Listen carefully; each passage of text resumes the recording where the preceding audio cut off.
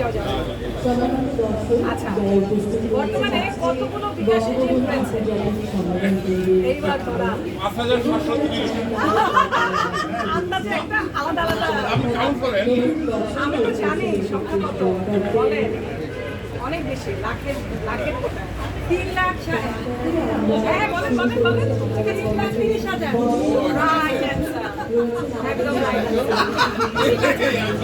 আমি কিন্তু বলেছিলাম যে আশেপাশে দেখে। আচ্ছা, এবারে যাই, পরের সাথে যাই। বর্তমানে বিকাশের মাধ্যমে কতজনের কাছে খাতা